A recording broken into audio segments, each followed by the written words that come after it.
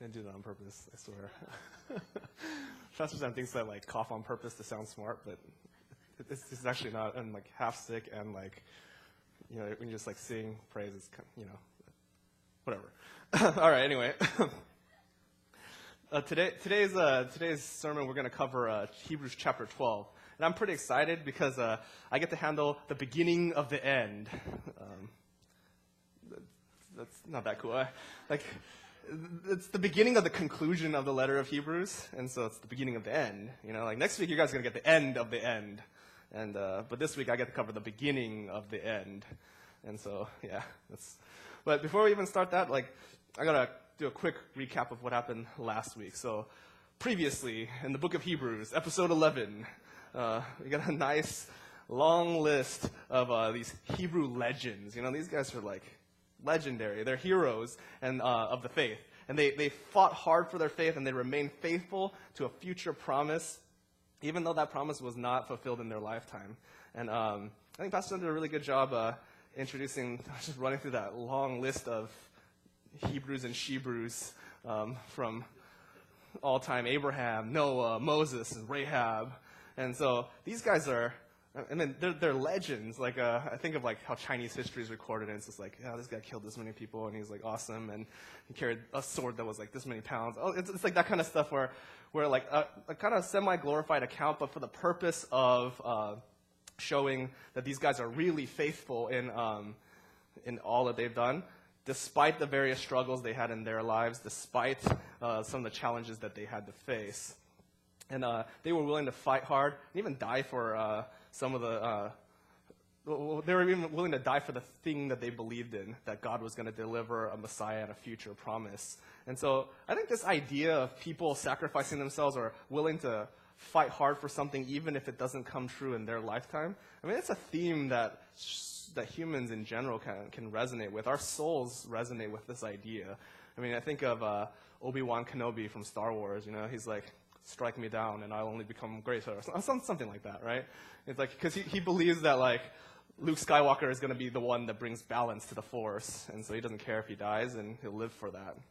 Or like Dumbledore from Harry Potter, he believes that Harry's the one that's going to vanquish the Dark Lord, and so he's willing to orchestrate everything, to even sacrifice himself so that Harry will fulfill the promise eventually.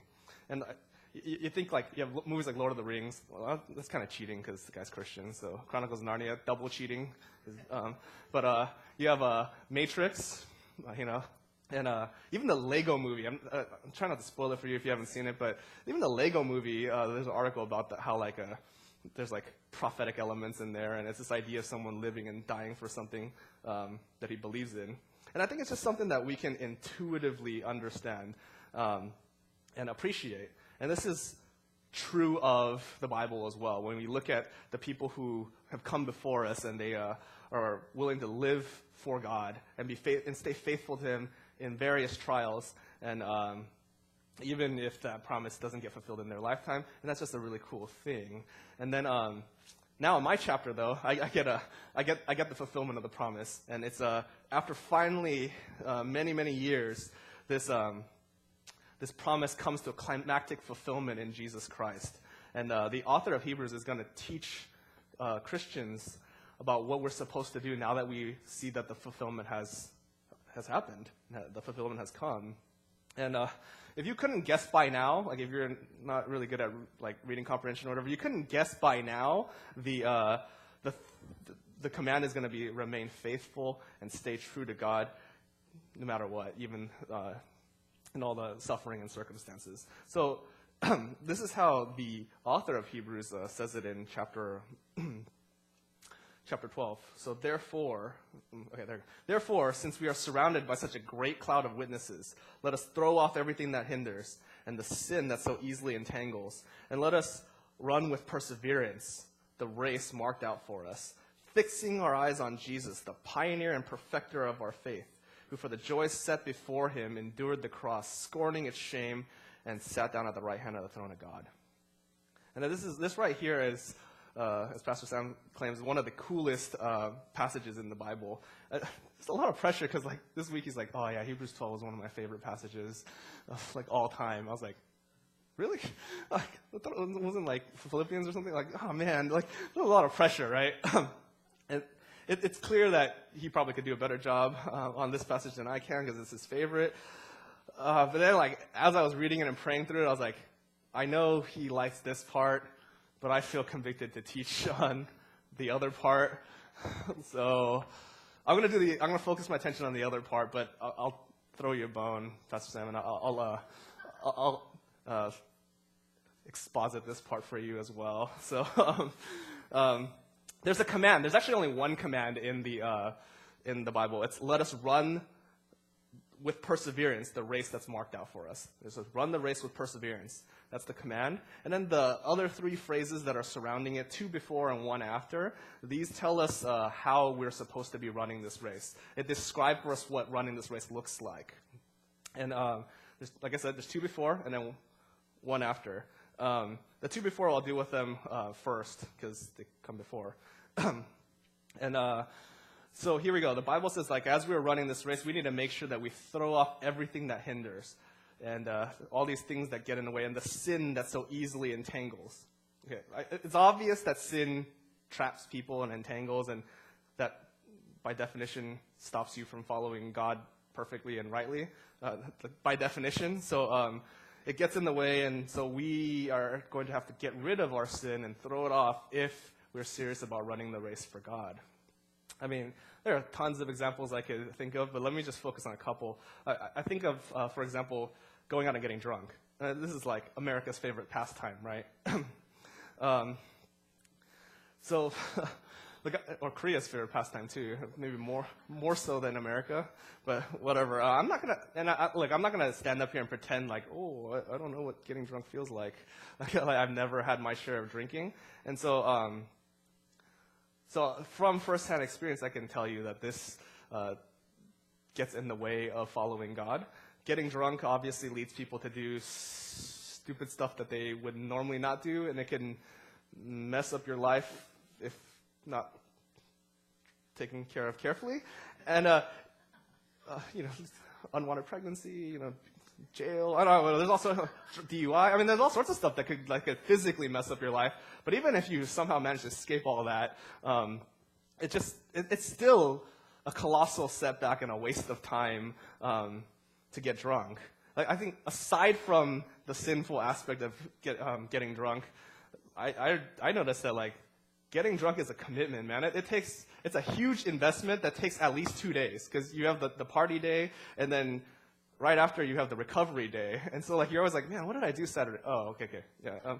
It's just recovering from a hangover. It's just, talk about waste of time and a total setback, right? And I think that, again, if we're serious about running the race for God, we can't be, like, setting ourselves 2 days back all the time, every weekend, and St. Patrick's Day, and even though you're not Irish, you're still going to drink. Like, it's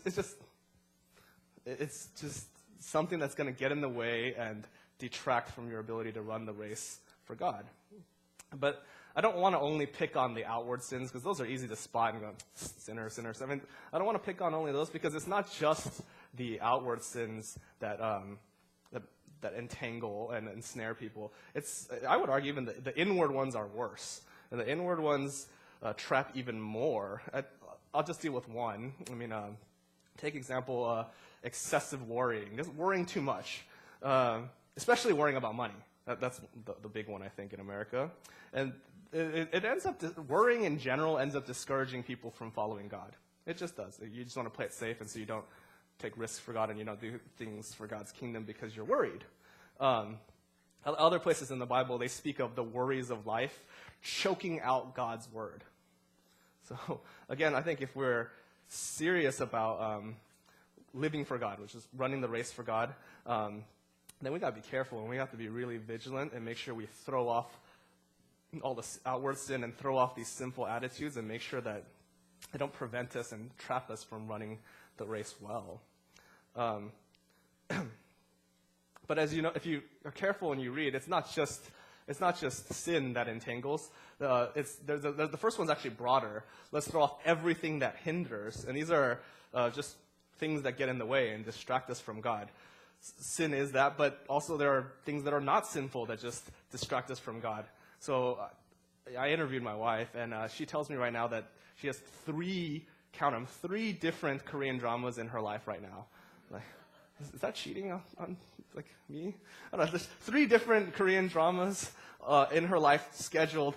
They air on different days concurrently in Korea, and so she has to watch them on different days. They're hour-long episodes, and there are 3 stories simultaneously occurring. I don't know how she keeps track of that.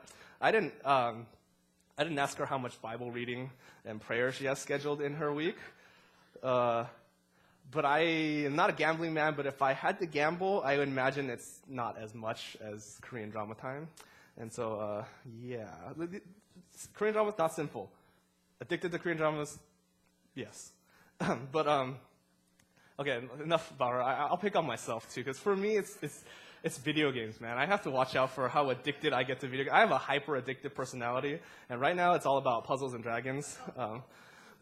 This game is freaking ridiculous, man. It rewards you for logging in every day. So I got to log in every day to just get the bonus, you know? And then it also gives me the best results if I check in at specific times of the day, like 5 p.m., 9 a.m., 11. So like, I'm like in the middle of work, and I'm like, to solve this SAT passage. Because but if I honestly compare, like, is my prayer life that scheduled and that like regimented? No way, not even close. And how much time have I invested in this game? Like, I saw people try to sell their accounts online, and like, for the amount of time and money I invested in this game, this is easily worth $500. I'm like, holy crap! Like, how much time did you invest in this game? And how much time did I invest in this game? Oh crap! And this is all stuff that like, I could have been doing other work, and I could have been doing work for God's kingdom. This stuff is fun, but it's addicting and it's distracting. And I think if I'm serious about running the race for God, I got to be very, very careful to not allow this stuff to hinder my walk with well, it's supposed to be a running race, but maybe my walk with God literally at this time, right? So yeah, I think each one of us here could substitute in our own mind. If I had asked, okay, one vice, one addiction that's not sinful, you guys could substitute right away. It's something that distracts you from following God, or it's some sin that you're particularly wrestling with that entangles you. Maybe it's an attitude of some sort. We just got to figure out what it is. It's different for everyone, and then figure out how to get rid of it so that we can run the race well for God. All right, that was Pastor Sam's sermon. The section that he likes, but I'm going to focus on the last part, because there's, like I said, there's 3 commands, not 3 commands. There's 1 command, and there's 3 phrases that describe 2 come before. The last one mentioned is the one that's the most important. That's why they mentioned it last, and it's separated from the other 2. So this last how, it's again, it's describing how we're supposed to run this race. And this is, again, the one I want to spend the most time on today. As we focus on living for God and running this race, we need to keep our eyes fixed on Jesus, who endured the cross. Jesus is our prime example. We had all these guys in chapter 11 who are great examples of the faith, heroes of the faith, but Jesus is the prime one, the best example, and the one who really sets the model for how we're supposed to run. And if we keep our eyes fixed on that, then we're going to be able to run better. Look, Jesus, knowing that there was great joy set before him in salvation of men, knowing that, and knowing that there was a prize awaiting him, he was willing to endure suffering which he didn't deserve, suffering on the cross, and he disregarded the shame that came along with that.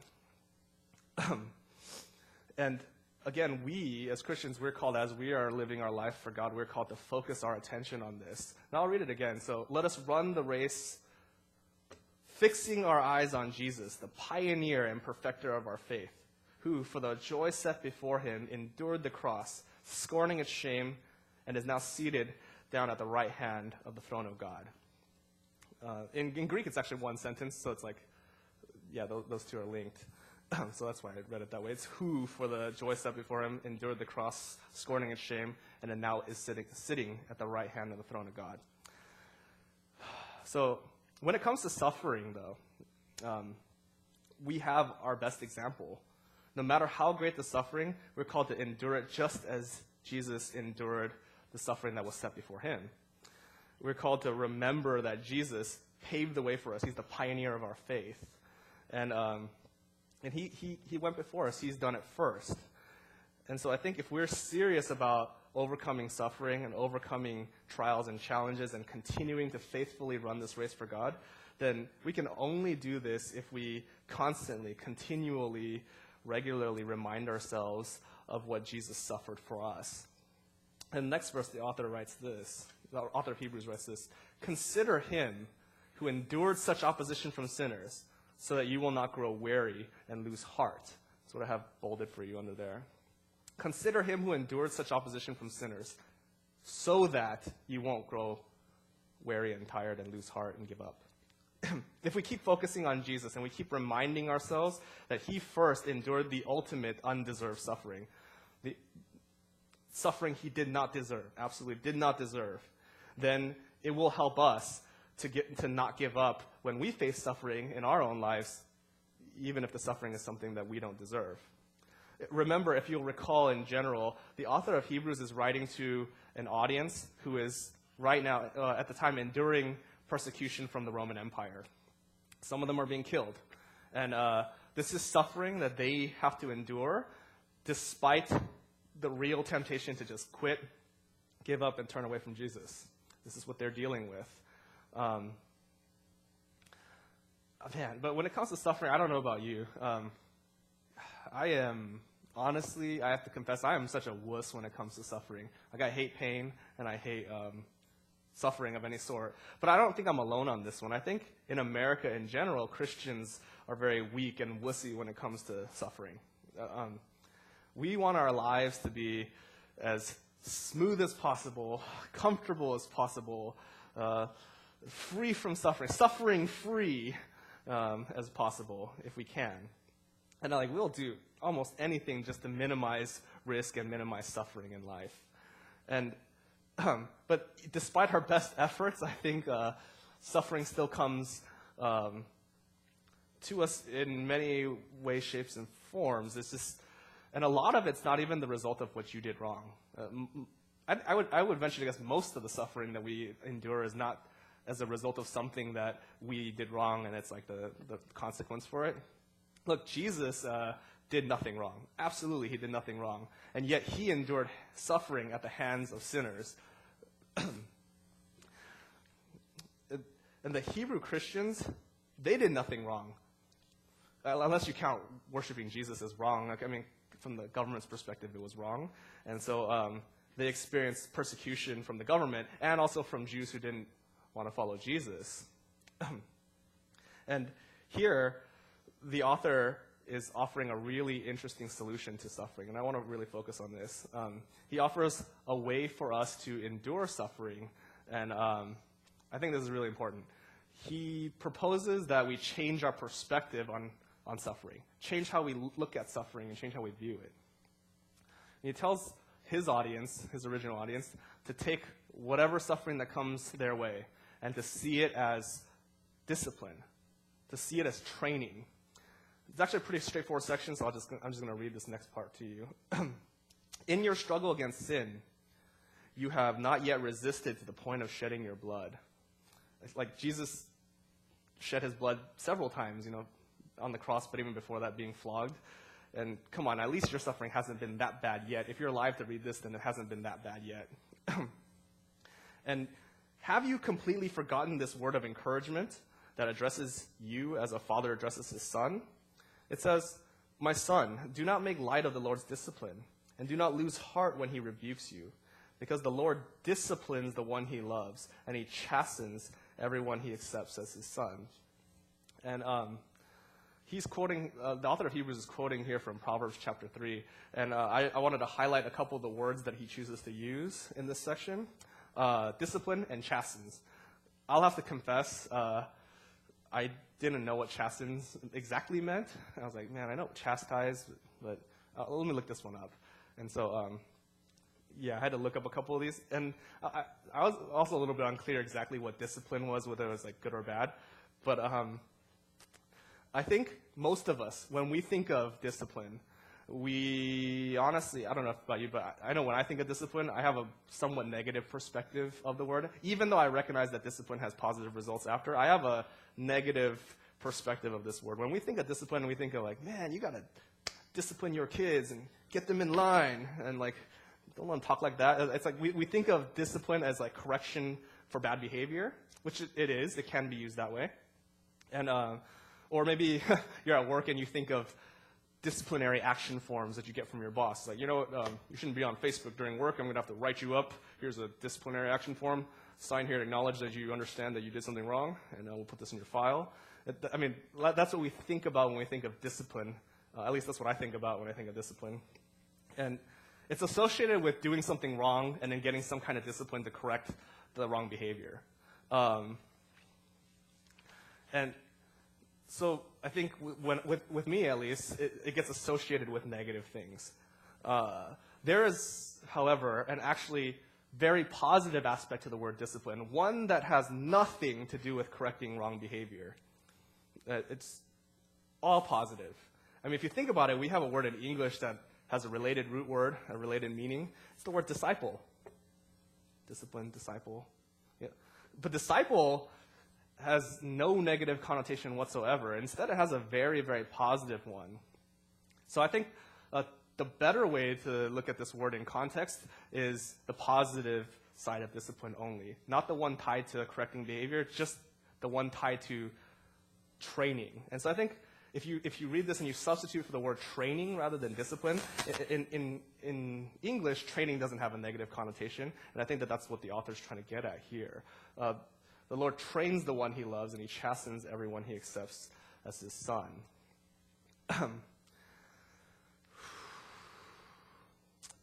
Then there's the second word, chastens. And I looked it up too, and I was like, man, what does this mean? And it means taking a beating and taking a whipping. So flogging, other translations, beating, whipping, flogging. I was like, oh, so much for that idea about all positive, right? I was like, oh, okay, hold on, God. What are you trying to say here? Like, there was no amount of like creative wordplay that I could do to avoid the fact that this word is hyper negative. This word is only negative. It just means getting your ass kicked, straight up. That's it. Taking a beating, taking a whipping. However, I will say, however, it does not necessarily mean taking a beating because you did something wrong. It just means taking a beating, period. This is the word that's used for Jesus when he's being flogged, with a cat o' nine tails or whatever. When he's being flogged, it's this word. Takes a beating. And so, like I said, Jesus took a beating, several beatings actually, yet he did nothing wrong. The Hebrew Christians, they're being persecuted. They did nothing wrong, yet they're being persecuted and taking a beating literally. And so what the author of Hebrews is doing here is he's encouraging the Christians to take whatever suffering that comes, even if it's physical beating and physical harm, and to turn it around and see it as training. He says in verse 7 right here, endure hardship as discipline. Endure hardship as training. Just take whatever hardship, whatever crap comes in life, just take it as training. God is treating you as his children. For what children are not disciplined by their fathers? This is speaking in general. Not like, I mean, no, there's some extreme cases where parents are absentee and they don't discipline their kids. But generally speaking, what children are not disciplined by their father? And if you're not disciplined, and you know everyone undergoes some discipline, then you're not legitimate, not true sons and daughters at all. Discipline or training is just it's just a regular part of life. It's just part of the deal with being a child of God. Everyone takes a beating in life sometime, in some way. And this discipline, or this training, is what's going to make us stronger and what's going to make us better Christians. What doesn't kill you makes you stronger, says Kelly Clarkson. Yes, finally. I tried like a song reference in every sermon I've done, like one lyric, and it never caught. This is the first one that caught, so yes. We'll keep reading.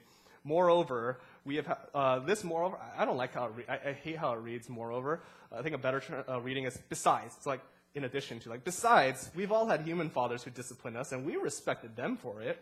How much more shall we submit to the Father of spirits and live? They, the fathers, earthly fathers, they disciplined us for a little while as they thought best. But God disciplines. God trains us for our good, in order that we may share in his holiness. No discipline seems pleasant at the time, but painful. Later on, however, it produces a harvest of righteousness and peace for those who have been trained by it. I really want to focus your attention on that last part, so I bolded it. No discipline seems pleasant at the time, painful. However, it produces a harvest of righteousness and peace for those who have been trained by it. That's what we call real talk right here. No pain, no gain. Truism and true, the Bible says so. Discipline hurts. Training hurts. Discipline sucks. Training sucks sometimes. It's tough, but it makes us tougher.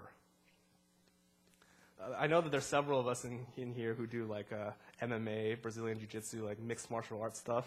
And you guys train hard. I mean, you roll, regularly, and you willingly get slammed to the ground by better wrestlers, and you get tired, you work out, you sweat, you get other guys' sweaty butt in your face, and you get beat up by better wrestlers. And sometimes, if you're Pastor Steven, you break a finger here or there, you physically take a beating because you did something wrong. Not because you did anything wrong besides suck as a wrestler, but you're willing to take a beating to train yourself. And it's just part of the training. And then when it's done, hopefully you're stronger, and hopefully you're a better fighter. Right? Several of us here have like some military background and military experience, and I would be willing to bet, again, like I said, I'm not a gambling man, but I'd be willing to bet at the time that you're running those stupid laps, when you're running all the drills, doing the pull-ups, doing the push-ups, probably wasn't fun, taking crap from your like commanding officer and like getting beat up and like just whatever. But in the end, I'll bet you were in better shape than you were without it. Better shape than I am in, so I'll guarantee you that. And I'm sure that the other kind of discipline that comes with the military, it helps develop a stronger work ethic. I had a friend who was a pastor, and he was first sergeant in the Marines. No problem with work, no problem with hard work and his work ethic. Wake up at 6 a.m. every day, fast, like for a whole 2 days, like a week, like 2 days in a row. I was like, what the heck's wrong with you? And like, not sleep, pray all night. Like he was okay with that. I was like, can I sleep? He's like, you can. I'm gonna pray. Holy crap, dude! Like it's like he's disciplined. He gets all of his work done super early and super fast. I'm like, oh, I'm tired. I can't do this. I'm gonna sleep. No discipline. So he's stronger. He's like 70, by the way, and he's like stronger than I am. He could kick my butt for sure. Kill me for sure. I swear, I'm scared to death of this guy. So, like I said, the discipline and the hard work, years of being in the military, just developed a razor-sharp work ethic and discipline in him that was good in the long run. I know that some of us here are students, and students hate homework. Let's be real. Students hate homework. Students in grad school hate homework. We don't like research papers, and we don't like doing work. But if I study the freaking Greek, and I study the freaking Hebrew, and I study the books well, it pays off in the end, and it develops whatever skill I'm supposed to have, and it also develops my work ethic. So it leads to a payoff. Now, good question is how this applies, and this applies in general to life, obviously, but how does this apply to the Christian life? How does this apply to our race, running the race for God? And how does this apply to suffering for God? What kind of righteousness does this produce? That's a good question. And I think in general, for one, if you can survive through suffering and still trust God, your faith will be stronger, period. Always. If you survive through some kind of trial and some kind of suffering and you trust God, your faith will be stronger. That's it. Suffering really helps build perseverance if we learn to take it the right way. If we learn to take it as training, it builds endurance and it builds perseverance. And it's because trust, it always comes easy when life is easy. When life is good, you don't have to work hard to trust. But trust is always harder when life is harder. And I think if you can learn to trust God even in the toughest of times, even in the worst of times, then your faith is just going to be that much stronger than somebody else who's only had an easygoing life as their whole life. And yeah, so in general, suffering is just what builds character and builds perseverance, and builds true strength. And yeah, I would venture to guess in this room that people don't suffer physically on a regular basis for being Christian. I mean, this is America. We have freedom of religion, and so it's not every day that you walk around and it's like, oh my God, look, that's a Christian. Let's go beat him up. Like, let's go mug him and steal his money. Like, I mean, that's not how, like, how dare you be Christian, fool? I mean, that's not how life is every day for us. And so I think I'm going to focus on one area that regularly challenges me, and I think regularly challenges, I would venture to guess, most Christians in America. And it's kind of wussy, but it's the suffering, if you will, we call it suffering. It's the suffering in the area of finances, namely not having enough finances to do what you need to do. And so if you think about it, we have language for this. It's like, man, the stock market crashed, and like, oh man, I've been hit hard with bills. So we use like metaphorical language that paints it in a picture of suffering. It's like, oh dude, like it just got slammed with like a ton of bills I gotta pay. You know, like, oh man, it's not enough. Like, oh, it hurts. Like that's how we speak of like losing money, right? So I think in America, the one piece of suffering we deal with on a regular basis is going to be suffering from not having enough money in our perspective. And so this year, I don't know if you know, my wife and I, we were eager to do our taxes. Like seriously, who's eager to do their taxes, right? We were like, okay, I got some employment history going. Got to show the government that and these loan people that I have this job and this job. And like, so let's file our taxes early, get this stuff all on record. And oh yeah, we'll get a tax return, and then we'll just put that in our savings for like a down payment for a house, condo. Okay, yeah, townhouse, whatever. So we're excited to do our taxes, and then my wife is like, texts me and she's like crying, and I'm like, what? Instead, we owe the IRS money. I've never owed the government money for taxes ever. But it was not just like any money. We owe the government $2,500. Holy crap, who owes the government $2,500? It's because my job's neglected to take out federal taxes and pay me, and so I thought I had this much money. And they didn't tell me, so I didn't like save for taxes. I was just like, holy crap, like $2,500. That's a huge setback for someone who doesn't make that much money. And it's a huge setback for someone who's trying to save up for a down payment for a house. Absolutely. Then on top of that, you've got the Affordable Health Care Act, which is not very affordable because it actually made my health plan crappier and more expensive. Oh, God. And so we call it the Less Affordable Health Care Act, apparently. And on top of that, we've been hit pretty hard with some medical bills recently.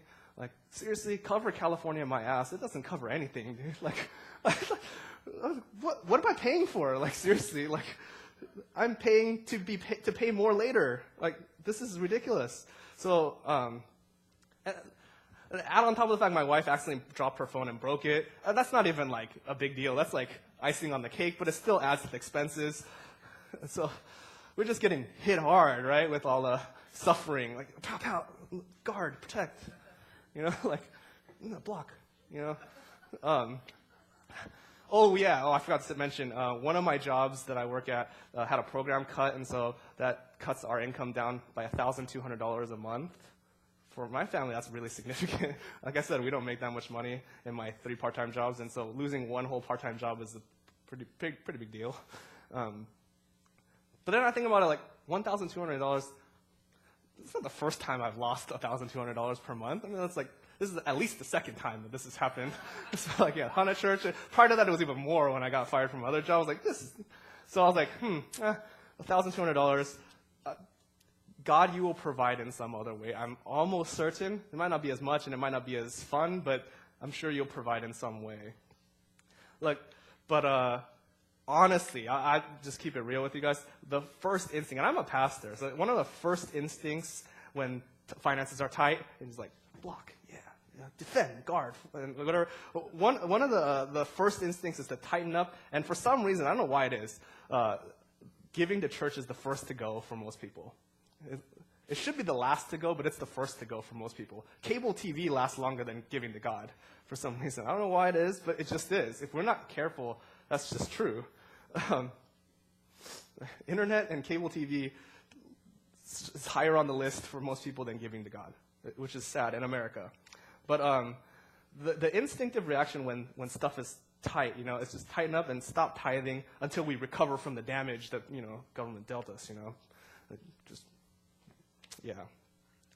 But look, we all know that the right thing to do is to trust God, and the challenging thing to do, yes, but the right thing to do is to look to God and trust that He will provide, and be reminded that He has provided in the past up till now, He will provide now, and He will provide in the future. And I think the only way to say that you trust God is to actually not hoard your money and still give regularly. So, and so my wife and I, we made a decision that we're going to continue to tithe despite all the damage that's been blown to our bank accounts. Even when it hurts, financially hurts. Even when it hurts, we're going to continue to be faithful to God, even when we don't break even on our bills. But I think, to be real with you guys, this attitude does not magically appear out of nowhere. It's not a Goku thing where you go just give me more power. Okay, and times 10. I need more. People of the earth, give me another job. I mean, this is not how faith and money works. It takes training and it takes practice, and particularly, it takes training in the hardest of circumstances. It takes training when you don't have money. It takes giving when you don't have as much. And that's when you really test yourself and prove whether or not you're faithful to God with your money. And it takes giving to God when it's the most vulnerable, when it doesn't make the most sense. And I think throughout most of my life as a Christian, that's what I've done. Giving is something that I had to practice, and I had to train myself to do. When I first started tithing, I remember Pastor Sam preached one time in the history of Step Off, Hana Church, and LifeEVC about giving, and I happened to be at that sermon. Just kidding. He's done a couple more than that. But the first time I started seriously considering tithing, I had a minimum wage work-study job at USC. And then I tithed off of a $40,000 scholarship because Pastor Sam convinced me that I should tithe off of all income, including scholarships, because that's what he did. Except he didn't have a $40,000 scholarship. He had a minimum wage job, so did I, so we both had minimum wage jobs, but he didn't have a $40,000 scholarship. So I was like, man, is this what it means to be faithful to God? I'm like, oh, God, I'm going to pull this off. And I prayed about it, and at that time, I was relatively young in the faith. At that time, that's what I did. And I decided, you know what? All right, fine, God, screw this. I'm going to actually covenant to give a tithe off of my scholarship. I'm going to do it. And, oh boy, man, I'll say that training has paid off. For the most part, when it comes to the economy's down, the job markets are low, there's a crash, and we're in a bear market, whatever we're in right now, I don't even know, because I don't care about money that much. I think despite all the changing financial circumstances, I don't really panic that much. And that is a good trade. I will not trade that security and that peace that I have obtained from training myself to go through crappy financial circumstances. And giving even when I don't have enough, and giving even when I'm not making that much. And that is a good trade. look, I'll be honest with you. For most of the time, I don't panic that much. I do occasionally need a friendly reminder here and there from other pastors and friends and stuff too. But generally speaking, that this has been a marker of my Christian walk with God. I just really don't panic that much. Even when all the aforementioned circumstances I described come, I'm like, I don't know what it's going to look like, but I know, God, you're going to provide me with something. My wife, she panics a lot. She worries way more than I do. But I've just developed a security because that comes from trusting God will deliver somehow. Most of the time, he delivers by just giving me more work to do, more driving and more lesson planning and more stuff to do. Most of the time, that's how he provides. But hey, at least he's providing, and I don't really have to worry that much about all this stuff. It's a peace. I think here house is like, no discipline seems pleasant at the time, and it's painful. Sure, of course, but it produces later a harvest of righteousness and a harvest of peace for people who've been trained by it. And I think that, in a sense, I have been somewhat trained. I'm still being trained right now, but I have been trained to have a proper perspective of money and not care too much about it and not be too obsessed with it and not be too worried when it doesn't seem like we're going to have enough. Just, okay, we'll get through it somehow. I think any kind of suffering is like that. Any kind of suffering can build up a person and train a person if we learn to view it the right way. Any kind of suffering builds character. In the very, very least, suffering always helps develop patience.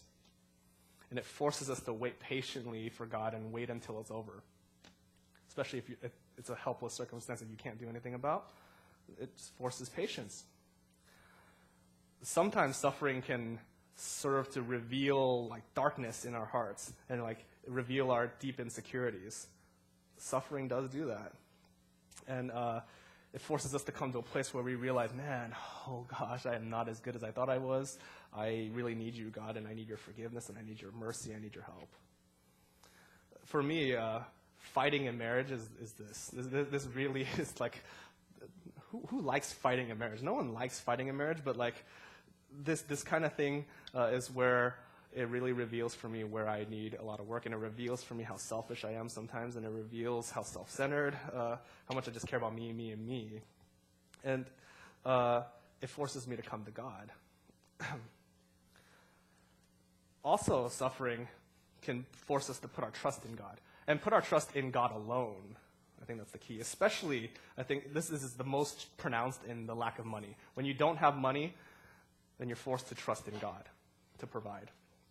And so these are all different things that suffering can train us to do. And so I think whatever circumstances you find yourself in, whether it's suffering because you have no job, or it's suffering because you have a job and you have to go to it and work under a boss that sucks sometimes, or whether it's suffering from being single, you're worried that I'll be forever alone, or it's suffering from being married because you are not alone and sometimes you wish you were. Doesn't much matter. Whether it's suffering from not being able to have kids, I think it's a real serious issue. Some people struggle with this a lot. Or it's suffering because you have kids. Either way you look at it, it's suffering both sides. Or it's suffering from something as lame as being stuck in traffic or being around bad drivers. I'm regularly surprised how quick Christians, people who have Jesus fish and bumper stickers that say God guides and whatever, will turn into demon-possessed people on the road, which is man, you freaking Japanese person. I'm not even Japanese. On the road or something. Wow. Again, I think suffering can reveal who we really are inside. And so whatever circumstance you find yourself in, we are called to just take it, endure it, suck it up, endure hardship as discipline. And that's what we're called to do. And we're called to take this suffering and then view it as training. We're called to consider Jesus, and we're called to think about how he suffered first but kept his eye on the prize.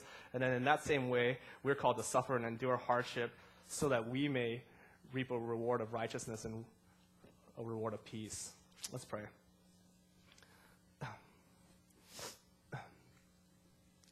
God,